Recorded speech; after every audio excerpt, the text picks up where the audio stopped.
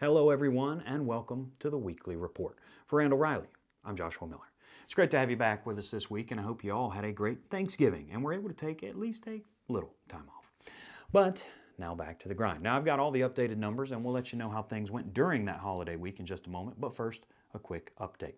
We're going to have 3 more weekly reports for you this year, including this one. We'll have 2 more reports the following 2 Wednesdays in December, and then our team here will be taking some time down, so you won't hear from us again in 2023 after the December 14th edition of our show. But things will be a little bit different when we come back in January. We're going to be shifting to a monthly format with our show. Now, we're still going to cover some of the same metrics and hit a news story for you, but we're also going to feature some new data, and we're hoping to have our good friend Jason Miller from Michigan State University join us to shed a little light on the supply chain and overall economy as well. We're still ironing out the kinks and trying to finalize the formatting, but suffice it to say, it will be at least a little different from our weekly reports, while still trying to maintain the focus on the data and figures that are important to you. I'll try to keep you posted with any new developments, but that's it for now. We'll finish out the year with our normal reports and then shift gears when we hit January. Now, for this week's report. This week in job board searches and clicks. Get ready for a lot of red in this post-Thanksgiving report. Searches were down across the board with declines of 14% week over week, 21% month over month, and 29% year over year. Clicks too were down as they fell 25% week over week, 21% month over month, and 19% year over year. This week in freight. The trend continues as load volume fell by 45% week over week, and each of the 3 segments saw declines. That 45% drop comes in 49% below the same week of 2021 and is now 25% lower than the 5-year average.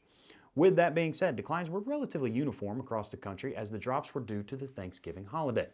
Dry van load volume fell by 41%, refrigerated by 43%, and flatbed plunged by 52% week over week. Truck availability also took a hit with a 26% decline as the ratio of loads to trucks hit the lowest level it's seen since May of 2020.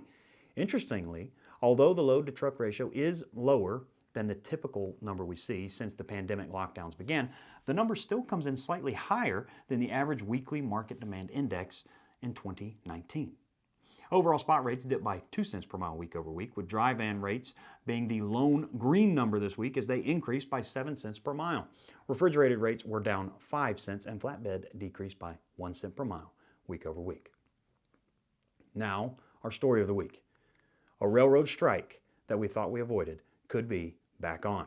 This past September, we all breathed a sigh of relief as we avoided a massive railroad strike, or so we thought. In reality, it appears we just kicked the can down the road. Talks were extended at the time with the help from Washington. All parties were hopeful that an acceptable deal could and would be reached. However, after a narrow vote turned down the latest proposal, a strike could be back on the table, and it's just in time for Christmas. Smart Transportation Division, which happens to be the nation's largest rail union, represents 28,000 conductors. Well, wouldn't you know it, they rejected the deal, which was at least in part brokered by the White House.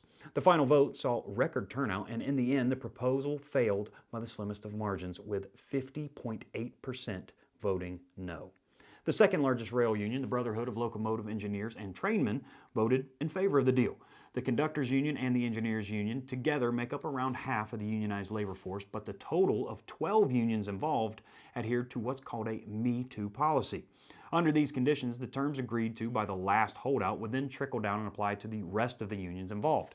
If all 12 of the unions fail to reach an agreement, we could be in for a strike. The last railroad strike was in 1991 and lasted all the way up until a day before Congress was to get involved. The following year, a walkout by members of the International Association of Machinists spread nationally and lasted for 2 days before Congress intervened. Unless an agreement is reached or Congress once again steps in, which I might add is being encouraged by the White House right now, Smart Transportation Division could strike, or rail carriers could lock out workers on December 9th. Losses due to a rail strike are estimated to potentially reach over $2 billion a day. And in addition to that, the ATA estimates that the U.S. would need an additional 460,000 long-haul trucks on the road every day to offset the loss of the 7,000 daily freight trains, which is not possible. We'll keep you updated as the story unfolds. And that's it for this week's report. We hope the information has been useful and informative to you. As always, you can download a PDF covering everything we went over today. That's available in the description on YouTube and in the main body of the page on our Randall Reilly site. And if you like our stuff, don't forget to like, share, and subscribe while you're at it. Come on back and see us next week as we take another look back to help you move forward. Until then, have a great week, everybody. Hey guys, thanks for watching our video. We really hope that it's been useful to you, and we hope you come back for more. If you're not already a subscriber, you can do so by clicking that little thing right there so you never miss out on our content. And if you'd like to watch another video, how about this one right here, just for you?